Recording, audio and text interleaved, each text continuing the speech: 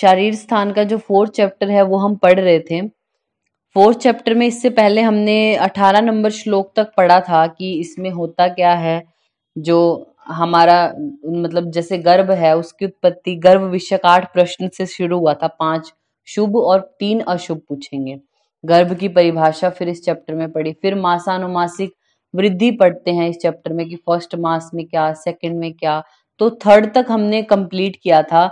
20 number श्लोक में देखिए आप, 20 नंबर श्लोक, फर्स्ट लाइन में हाईलाइट करना, चतुर्थे मासी स्थिरत्वम आपद्यते गर्भः। चौथे मास में क्या होता है, गर्भ स्थिरता को प्राप्त हो जाता है। तस्मात् तदाम गर्भिणी गुरु गात्रत्वम अधिकम आपद्यते विशेषण। इसलिए क्या होगा, पहले की अपेक्षा बड़ा वृद्धि तो गर्भ की तो 9 मंथ तक कंटिन्यूअसली हो ही रही है। तो बोलते हैं इस चौथे मंथ में स्थिरता आ जाती है गर्भ में, इसी वजह से चौथे मास में जो गर्भिणी है उसका वेट ज्यादा बढ़ता है। पहले 3 मास में इतना नहीं, चौथे में ज्यादा बढ़ता है वेट। तो ये बोला। देखिए आप विमर्श की सेकंड लाइन लास्ट में सुश्रुत के अकॉर्डिंग भी इन्होंने यहाँ क्या बोला, चतुर्थे सर्वांग प्रत्यंग विभाग प्रवक्त तो भवती लिख लीजिए। कुछ भी लिखा हो आपकी बुक में तो 3rd लाइन में प्रवक्त तो भवती लिखिए, प्रव्यक्तो भवती। चौथे मास में जो अंग प्रत्यंग हैं वो थोड़े और व्यक्त हो जाएंगे, ज्यादा क्लियर होंगे वो, ऐसे बोला। क्योंकि तृतीय में कि वो क्या बोलते थे कि पंचपिंडिका, 5 पिंड के रूप में ऐसे निकल जाता है, लेकिन सूक्ष्मो भवती ऐसे बोला था। अंग प्रत्यंग का जो विभाग है वो सूक्ष्म है। चौथे में थोड़ा और क्लियर हो जाएगा, पर व्यक्तो भवती, थोड़ा व्यक्त होने लगेगा। 21 नंबर श्लोक में देखिए, चरक के अकॉर्डिंग हाईलाइट करना, पंचमे मासी गर्भस्य मास शोणितो उपचय। 5वें महीने में जो गर्भ है, जो यानी फीटस है, उसमें मांस और शोणित यानी रक्त की वृद्धि होगी बच्चे में। जब बच्चे में इन चीजों की बढ़ोतरी हो रही है तो क्या होगा, जो गर्भिणी है वो थोड़ी कृश हो जाएगी 5वें महीने में। भवंती अधिकम अन्य तेभ्यो मासेभ्य तस्मात् तदा गर्भिणी कार्श्यम आपद्यते, आपने हाईलाइट किया। 5वें मास में गर्भिणी थोड़ी कृश हो जाती है। क्यों? क्योंकि बच्चे में चीजें बढ़ रही हैं। कौन सी? मांस और रक्त बढ़ रहा है उसमें। फिर है हमारा देखिए विमर्श की फर्स्ट लाइन में आप हाईलाइट कर लीजिए, सुश्रुत ने क्या बोला, पंचमे मन प्रतिबुद्धतर भवती, यानी 5वें मास में मन थोड़ा और बलवान हो जाता है बच्चे का। 22 नंबर श्लोक में हाईलाइट करना, षष्ठे गर्भस्य बल वर्ण उपचय। अब 6ठे महीने में क्या होता है, जो गर्भ है उसका बल और वर्ण बढ़ता है। लास्ट में हाईलाइट करना, तस्माद तथा गर्भिणी बल वर्णी हानि आपद्यते। जब बच्चे का बल और वर्ण बढ़ रहा है तो गर्भिणी में इन चीजों की कमी हो जाती है, बल और वर्ण उसका कम हो जाता है गर्भिणी का। याद रखिएगा, इंपॉर्टेंट है। 2 हृदय मोस्टली सभी याद कर लेते हैं कि तृतीय में जो चरक है उन्होंने बोला, चतुर्थ मास में सुश्रुत ने बोला, पर चौथे महीने में चरक बोलते हैं स्थिरता को प्राप्त होती है, इसलिए गर्भिणी का वेट उस टाइम पे बढ़ जाता है चौथे में। 5वें में जो गर्भ है उसमें मांस और रक्त बढ़ेगा तो स्त्री थोड़ी कृश हो जाएगी। 6ठे में बच्चे का बल और वर्ण बढ़ रहा है और इस जो गर्भिणी है वो उसमें बल और वर्ण की हानि हो रही है। नेक्स्ट हमारा आता है देखिए पेज नंबर 876 में, 876 उसकी सेकंड लाइन में देखना, सुश्रुत के अतिरिक्त सुश्रुत ने इसके अतिरिक्त 6ठे मास में बुद्धि की विशेषता मानी। वो बोलते हैं षष्ठे बुद्धि, ऐसे करके श्लोक पढ़ते हैं हम, तो षष्ठे बुद्धि बोलते हैं। 23 नंबर श्लोक में अब 7वें मास में चरक क्या बोलते हैं, हाईलाइट करना, सप्तमे मासी गर्भे सर्व भावेशु आप्यायते। सभी भावों से आप्यायित होता है, पुष्ट हो जाता है अब गर्भ। तस्माद तदा गर्भिणी सर्व कार्य क्लांत तमा भवती, यानी बच्चे के सब भाव बढ़ रहे हैं तो जो गर्भिणी होती है वो सभी भावों से क्या हो जाती है, क्लांतम हो जाती है, ऐसा बोला गया। नेक्स्ट है हमारा देखिए 24 नंबर श्लोक में 8वें महीने की बात यहाँ पे की गई है। सेकंड लाइन में लास्ट की तरफ, गर्भिणी मुहुर मुहुर दा युक्ता भवंती मुहुर मुहुर मलाना। कभी कभी तो स्त्री बिल्कुल प्रसन्न दिखाई देगी, कभी कभी बिल्कुल मलान। क्यों? क्योंकि 3rd लाइन में लास्ट की तरफ देखना, तस्मात् तदा गर्भस्य जन्म व्यापति भवत्यो ओजसो न अवस्थित्वात्। ओज इस टाइम में स्थिर नहीं होता, कभी तो ओज जो होता है वो माता में चला जाता है, कभी बच्चे में। इसलिए जब माता में ओज आएगा तब तो वो खुश दिखाई देगी, जब वो बच्चे में चला जाता है तो स्त्री म्लान दिखाई देती है, कभी कैसी ऐसे दिखाई देती है। इसलिए ये जो अष्ट मास होता है, इस मास को अगण्य मास बोला जाता है, यानी इसमें प्रसव होना अच्छा नहीं है, प्रसव के योग्य नहीं होता आठवां, क्योंकि क्या है, ओज अस्थिर है, कभी स्त्री में कभी गर्भ में। तो जब गर्भ में अगर हुआ और प्रसव हो गया तो स्त्री की मृत्यु हो सकती है। अगर स्त्री में है और ऐसे टाइम पे बच्चे का प्रसव हो गया, मतलब डिलीवरी हो गई फीटस की, तो फिर प्रॉब्लम हो जाएगी। तो इस मास को अगण्य मास बोला जाता है। ठीक है, नेक्स्ट है हमारा 25 नंबर श्लोक में आप हाईलाइट कर लेना, तस्मिन एक दिवसे अतिक्रांते, यानी 8वें मास बीत जाने के एक दिन बाद भी, जैसे 8वां महीना किसी का आज कंप्लीट हुआ तो उससे नेक्स्ट डे से ही, उसी दिन से नवम मास अपादेती, 9वां यानी शुरू हो जाता है। तो प्रसव कालम इते आहु दश मासम मासात, यानी ये जो 9वें महीने का पहला दिन है, यहां से लेके 10वें मास तक आचार्य जो हमारे चरक हैं वो मानते हैं कि गर्भ काल होता है, इतने टाइम में गर्भ की उत्पत्ति होती है। आप यहीं पे लिख लीजिए पेज के बॉटम पर या पेज के टॉप पर, सुश्रुत ने बोला 9 से 12 मास, उन्होंने बोला नवम दशम एकादश द्वादशवा, 9 से लेके 12 महीने तक वो बोलते हैं कि इतने तक अगर हो तो वो ठीक है गर्भ, इसके ऊपर 12 महीने के बाद हो तो उसको वैकारिक बोला गया है। नेक्स्ट है हमारा इसमें 27 नंबर श्लोक है, जो उसकी हिंदी में देखिए एक बार, जो हमारे वो हैं श्लोक है 27, उसकी फर्स्ट लाइन लास्ट में देखना, उपस्नेहो उपस्वेदाभ्याम को आपने हाईलाइट किया, उपस्नेह और उपस्वेदाभ्याम। हेडिंग क्या है इसकी, कि गर्भ की वृद्धि कैसे होती है। ये जो बढ़ रहा है प्रति मास जो गर्भ है उसकी वृद्धि हो रही है, तो इसमें कारण क्या है आप हिंदी में हाईलाइट कर सकते हैं, गर्भ कर 6 भावों की सौष्ठवता से, मतलब मात्रज पित्रज आदि जो 6 भाव हम पढ़ते हैं वो अच्छे हों तो बढ़ेगा गर्भ, और माता के हृदय से आई हुई रस वाहिनी जो धमनी है उसके उपस्नेह और उपस्वेद से, काल के परिपाक से और स्वभाव से बढ़ता है। तो 5 कारण ये बोले, एक तो जो मात्रज पित्रज आदि भाव हैं आपके उनकी संपत्ति हो, माता जो है वो अच्छा आहार विहार करती हो, माता की रसवाहिनी है जो उसके क्या उपस्नेह और उपस्वेद से, काल के परिणाम और स्वभाव ही है, डिलीवरी तो होनी है ना, अब ऐसा हो गया तो ये 5 एक तरीके से कारण बोले। ये नंबरिंग नहीं आपसे पूछते क्योंकि नंबर करके ऐसा नहीं लिखा, बट आपको याद होना चाहिए जो रस वाहिनी है उसके उपस्नेह और उपस्वेद की बात की, मतलब जैसे आपको भी पता होगा मॉडर्न के अकॉर्डिंग भी जब हम पढ़ते हैं, जैसे जो फीटल सर्कुलेशन जब चलता है, प्लेसेंटा फॉर्मेशन, ये पूरा सब प्रोसीजर जो होता है, प्राइमरी विलस बनता है, सेकेंडरी है, टर्शरी, इस तरीके से बनता है।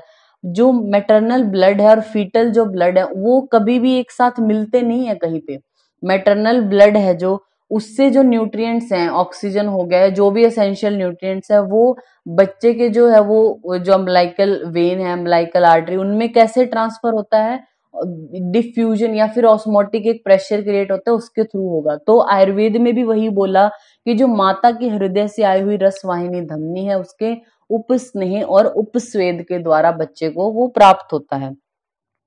नेक्स्ट है हमारा 30 नंबर श्लोक में, 30 नंबर श्लोक में आप देखिए, ये जो हमारा 6th लाइन है श्लोक की, 6th में देखना, यदा ही अस्य शोणित गर्भाशय, बीज भाग वर्ड को आपने हाईलाइट किया, बीज भाग प्रदोषम आपद्यते तथा बंध्या वर्ड को हाईलाइट कर लीजिए।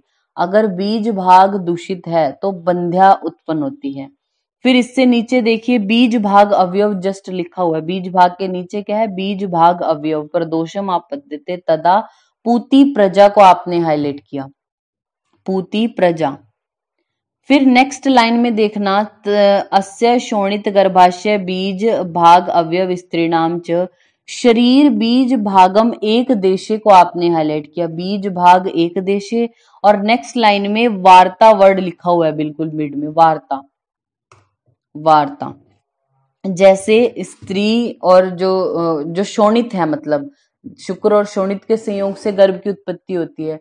तो जो शोणित हमारा है यानी स्त्री का जो भाग है उसमें जो मतलब माता है उससे जो मिलता है ना बच्चे को, तो उसकी बात की गई है। अगर उसका बीज भाग दूषित हो तो बंध्या संतान की उत्पत्ति होती है, जो फीमेल बनेगी वो बंध्या होगी। बीज भाग अवयव दूषित हो तो पूती प्रजा बनेगी, और अगर बीज भाग एक देश दूषित हो तो वार्ता की उत्पत्ति होती है। ये आपको याद रखना है। नेक्स्ट है 31 नंबर श्लोक में, 31 नंबर श्लोक में देखिए क्या बोला। अब पुरुष की बात की गई, अगर पुरुष की तरफ से यानी जब शुक्र दूषित है तो उसमें बोला एवं पुरुषस्य यदा बीज भागे वर्ड को आपने हाईलाइट किया, प्रदोषम आपद्यते तथा बंध्यम को आपने हाईलाइट किया। बीज भाग अगर पुरुष का दूषित है तो बंध्य, बीज भाग अवयव सेकंड लाइन में देखना, पुनः बीजे बीज भाग अवयव प्रदोषम आपद्यते तथा पूति प्रजम, पूति प्रज। और थर्ड लाइन में बिल्कुल मिड में वर्ड है शरीर बीज भाग एक देश है। फोर्थ लाइन में आकृति भूष्टम पुरुष तृण पुत्रिक को आपने हाईलाइट किया। ये थोड़ा और क्लियर हो आपको, आप पेज के टॉप पर लिखिए, बिल्कुल मिड में लिखना 3 वर्ड बीज भाग, बीज भाग के जस्ट नीचे लिखिए बीज भाग अवयव, बीज भाग अवयव के नीचे लिखिए वर्ड बीज भाग एक देश। 3 वर्ड आपने लिखे बीज भाग अवयव, बीज भाग एक देश, ऐसे करके। तो एक तरफ इसके राइट या लेफ्ट साइड जैसे भी आपको लिखना हो, एक तरफ आप स्त्री के बारे में लिखेंगे, एक तरफ पुरुष के बारे में। तो स्त्री वाली तरफ लिखिए बीज भाग से एरो करके बंध्या, अगर वो जो फीटस है वो क्या है, फीमेल है, तो क्या होगा, वो बंध्या की उत्पत्ति होगी। मतलब जो स्त्री है, स्त्री से जो पार्ट बच्चे में जाता है, अगर उसका बीज भाग दूषित हुआ तो बंध्या होगी। बीज भाग अवयव दूषित हुआ तो पूती प्रजा आपने एक साइड में लिखा, और बीज भाग एक देश हुआ तो वार्ता।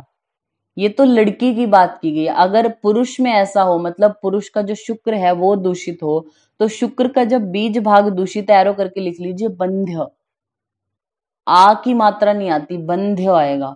बीज भाग अवयव हो तो पूती प्रज बनता है, और बीज भाग एक देश दूषित हो तो तृण पुत्रिक, वार्ता का अपोजिट तृण पुत्रिक है, वो फीमेल में है वार्ता, और मेल में तृण पुत्रिक वो बनता है। 33 नंबर श्लोक में देखिए, अब फर्स्ट लाइन में निर्विकार पर सत्व आत्मा सत्व भूता नाम निर्विशेष है। ये आत्मा को बोला गया कि निर्विकार होती है, कोई भी विकार होता नहीं है उसमें, इस तरीके से बोलते हैं। फिर नेक्स्ट हमारा आता है 36 नंबर श्लोक। 36 नंबर श्लोक की एक तो आप हेडिंग को हाईलाइट कर लीजिए, 16 मानस प्रकृतियां। 16 मानस प्रकृतियां आप यहीं लिख लीजिए, चरक और सुश्रुत 16, चरक और सुश्रुत 16, और काश्यप 18, काश्यप 18। अब हम 36 नंबर श्लोक को शुरू से पढ़ते हैं। त्रिविधम खलु सत्वम, सत्व हमें पता है 3 प्रकार का होता है, कौन सा, शुद्ध, राजस और तामस, मतलब सत्व रज और तम, इस तरीके से हम पढ़ते हैं ना। शुद्धम अदोष ख्यातम, बिना दोष के होता है शुद्ध वाला, और कल्याण अंशत्वात को आपने हाईलाइट किया, कल्याण अंश वाले होते हैं ये, कल्याण करते हैं ना दूसरों को, सात्विक वाले। तो राजसम सदोषम अख्यातम, राजस में दोष होते हैं, रोष अंशत्वात आपने हाईलाइट किया, राजस वाले गुस्सा ज्यादा करते हैं, तो रोष अंशत्वात राजसों में होता है। तामस अपि सदोषम, इनमें भी दोष है, मोह अंशत्वात आपने हाईलाइट किया। ये 3 वर्ड आपको याद हो। कल्याण करने वाले कौन, सात्विक, जो गुस्सा करते हैं वो राजस, और जिनमें मोह ज्यादा हो वो तामस कहे गए हैं। नेक्स्ट इसके बाद है हमारा, देखिए नेक्स्ट पेज पे आइए आप, 880। यहाँ पे अब एक एक को काउंट किया गया है कि जो हमारा सत्व होता है वो कितने प्रकार का, जैसे ब्रह्म सत्व, फिर आर्ष, इंद्र, याम्य, वारुण, कुबेर, गंधर्व, इस तरीके से बताया गया। तो सबसे पहले ब्रह्म सत्व की बात की गई, हिंदी में देखेंगे इसको, जो पवित्र है, सत्य बोलेंगे, जित आत्मा, सभी कार्यों का विभाग करते हैं, मतलब कौन सा करने योग्य है कौन सा नहीं, इस तरीके से जो अपना रूटीन चला रहे हैं। स्मरण शक्ति है, उत्तर देने की शक्ति है, काम क्रोध अहंकार इनसे शून्य है, बिल्कुल ऐसा कुछ नहीं है, सभी को एक सामान्य दृष्टि से देखते हैं, वो है हमारे ब्रह्म सत्व वाले। नेक्स्ट है हमारे आर्ष, आर्ष मतलब ऋषियों को, एक बार ऋषियों को बोलते हैं हम, तो आर्ष मतलब यज्ञ करते हैं ना ऋषि, और सेकेंड लाइन में लिखा हिंदी में अतिथियों की सेवा करने वाले। नेक्स्ट है हमारा इंद्र सत्व करके, तो ये क्या होते हैं, ऐश्वर्यवान, यज्ञवान होते हैं, और फर्स्ट लाइन लास्ट में देखना श्लोक की, दीर्घदर्शिन है, दूर की मतलब सोचने वाले होते हैं, तो इंद्र हैं। फिर है हमारा याम्य के बारे में फर्स्ट वर्ड हाईलाइट करना, लेखस्थ है वृत्तम, हर चीज को मर्यादा पूर्वक व्यवहार करने वाले होते हैं, तो लेख्यस्थ वृत्तम ये याम्य वाले होते हैं। और प्राप्त कारिणम, प्राप्त जो है मतलब वो उसको प्राप्त करके रहते हैं। और स्मृति मंतम भी वर्ड करके लिखा है, तो स्मृतिमान होते हैं। नेक्स्ट है हमारा देखिए वारुण सत्व, राइट पेज पे वारुण सत्व, इसमें लास्ट वर्ड हाईलाइट कर लेना, स्थान कोप प्रसाद, स्थान कोप प्रसाद। मतलब क्या करते हैं, अवसर देख के क्रोध या प्रसन्न होते हैं ये, मतलब इनको पता है कि अभी गुस्सा नहीं करना, सभी लोग विद्यमान है तो अभी गुस्सा नहीं करते किसी चीज के लिए, बाद में डांटते हैं फिर। तो वो स्थान को देख के जब आप पे गुस्सा या प्रसन्नता जो व्यक्त करते हैं वो होते हैं वारुणिकाय हमारे। आप नेक्स्ट है कुबेर सत्व जो है उसकी फर्स्ट लाइन में देखना, स्थानम अनुपभोगम परिवार संपन्नम, स्थान पर मान या स्थान पर वस्तुओं का उपयोग करते हैं, परिवार से संपन्न है, धर्म अर्थ काम नित्यम। और इसी लाइन में लास्ट वर्ड है व्यक्त कोप प्रसाद, ये इनको चाहे गुस्सा आ रहा हो चाहे प्रसन्नता हो रही हो वहीं के वहीं प्रकट कर देते हैं, स्थान को नहीं देखते कि कब गुस्सा करें या कब ना करें, जैसा है वैसा है। वो हमारे होते हैं कुबेर वाले, जो स्थान को देखकर कोप और प्रसाद करते हैं वो वारुण सत्व होते हैं।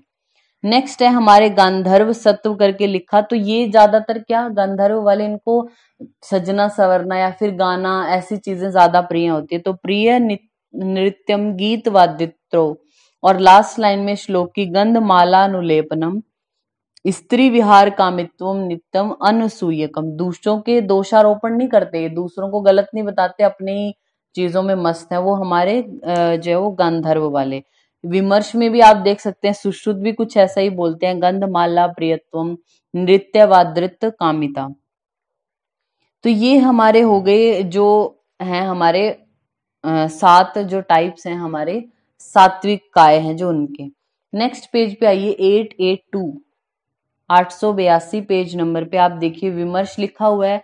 विमर्श की सेकंड लाइन लास्ट में, काश्यप संहिता में शुद्ध सत्व 8 भेद माने गए हैं, एतद कल्याण भूष्टम, जो कल्याण करने वाले हैं, शुद्ध सत्वम इति अष्टहा, उसको शुद्ध, और 8वां प्रजापात्य सत्व अलग बोला, ये आप हाईलाइट कर लीजिए। काश्यप हैं जो, उनके अकॉर्डिंग मानस जो प्रकृति है वो 18 है, यानी 2 एक्स्ट्रा बोली तो 2 में से एक तो वो सत्व में एक्स्ट्रा मानते हैं। चरक ने तो 7 बोले, सुश्रुत भी 7 बोलते हैं, काश्यप ने 8 बोला है सात्विक काय में भी, तो उनमें कौन प्रजापत्य वाले हैं जो वो एक्स्ट्रा बोले, वो क्या करते हैं कल्याण करते हैं औरों का। नेक्स्ट है हमारा देखिए राजस सत्व 6 भेद ऐसे करके लिखा। राजस सत्व में पहले असुर होते हैं, हिंदी में देखना अत्यधिक क्रोधी होंगे, दूसरे के गुणों में भी दोष देखने वाले, और सेकंड लाइन में लास्ट में अपनी पूजा कराने वाले होते हैं। नेक्स्ट है हमारे राक्षस सत्व के लिए बोला, हिंदी में देखिए ये क्या होते हैं, प्रतिकूल वस्तुओं को किसी भी दशा में सहन नहीं करने वाले, बहुत दिनों तक क्रोध करने वाले होंगे, यानी क्रोध की परंपरा बनाए रखते हैं, छिद्र पाकर जो है वो मारने वाले या धोखा देने वाले, क्रूर भोजन में अधिक प्रेम रखने वाले या मांस भोजन में अत्यधिक प्रिय रखने वाले होंगे। फिर इसी तरीके से पेशाच सत्व बोला, ये अधिक आलसी, स्त्री के वश में रहने वाले, स्त्रियों के साथ एकांत में रहने की इच्छा आदि होती है। नेक्स्ट आप देखिए सर्प सत्व करके नीचे बॉटम में ही लाइन लिखी ना 882 पेज नंबर पे, उसका पहला वर्ड हाईलाइट करना, क्रुद्धम शूरम अक्रुद्धम भीरु, मतलब अगर ये गुस्से में हो तो बिल्कुल ऐसे लगेंगे आपको कि शूर, इनसे बलवान कोई है ही नहीं, अगर क्रोध ना हो तो इनसे बड़ा डरपोक कोई नहीं होता। तो ये लाइन किसके लिए, सर्प सत्व के लिए बोली गई है। इसी तरह आप विमर्श में भी देख सकते हैं राइट पेज में, सुश्रुत ने बोला तीक्ष्णम आयासीनम भीरु, भीरु डरपोक होते हैं, चंड भी होते हैं, माया वाले होते हैं सर्प, उनके अकॉर्डिंग।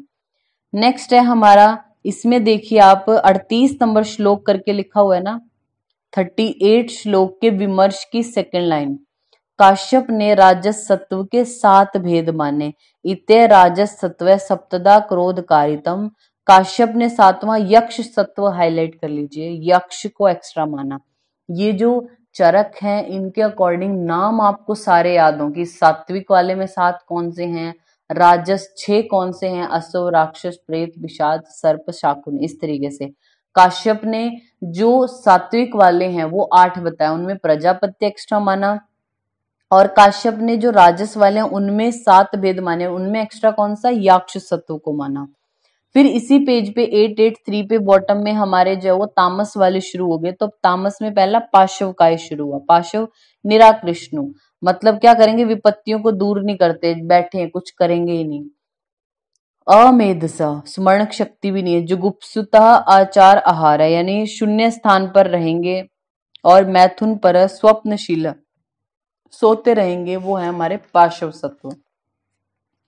फिर उसके बाद हमारा आता है, देखिए मत्स्य सत्व करके लिखा, भीरु, आहार लुब्धम, अनवस्थितम, और फर्स्ट लाइन में ही लास्ट की तरफ तोय काम, यानी पानी की इच्छा ज्यादा होती है, जल से बहुत प्यार करते हैं, तो मत्स्य सत्व उसको बोला। विमर्श में आप देख सकते हैं सुश्रुत ने अनवस्थिता, मौर्ख्यम, भीरु और सलिलार्था, उन्होंने वर्ड लिखा सलिलार्था, मतलब वही है कि पानी से ज्यादा प्रेम करते हैं। फिर है हमारा वानस्पत्य सत्व, आलसम केवम अभिनिविष्टम आहारे, आलसी होते हैं और सिर्फ खाने में ही लगे रहते हैं। और सर्व बुद्धि अंगहीन, बुद्धि भी नहीं है, अंगों से हीन है, तो वो हमारे वानस्पत्य हैं। नेक्स्ट है हमारा, देखिए 42 नंबर जो श्लोक है, 42, इसकी सेकंड लाइन में हाईलाइट करना, वृद्धु हेतुश्च गर्भस्य पंच आर्था शुभ संगीता। वृद्धि आदि के बारे में जो क्वेश्चन पूछे गए वो 5 क्वेश्चन थे, वो तो थे शुभ वाले। कौन से? गर्भ का कारण पूछा, गर्भ की आत्मा, प्रकृति, ये सब इनके वृद्धि आदि के कारण पूछे, तो ये 5 तो शुभ थे। फिर बोलते हैं, अजन्मी यो हेतु विनाशे विकृति व ईमान स्त्रीन अशुभान, 3 अशुभ प्रश्न पूछे। कौन से? गर्भ उत्पन्न क्यों नहीं होगा, नाश क्यों हो जाएगा, या गर्भ में विकृतियां क्यों होंगी। गलत चीजें है ना, तो पूछनी तो पड़ेंगी। अब आप ऐसा तो नहीं है हमेशा हर चीजें अच्छी ही सोचोगे, कॉम्प्लिकेशन क्या हो सकती है वो भी तो पूछते हो ना। तो 5 शुभ प्रश्न इस चैप्टर में पूछे और 3 अशुभ, टोटल 8 क्वेश्चन।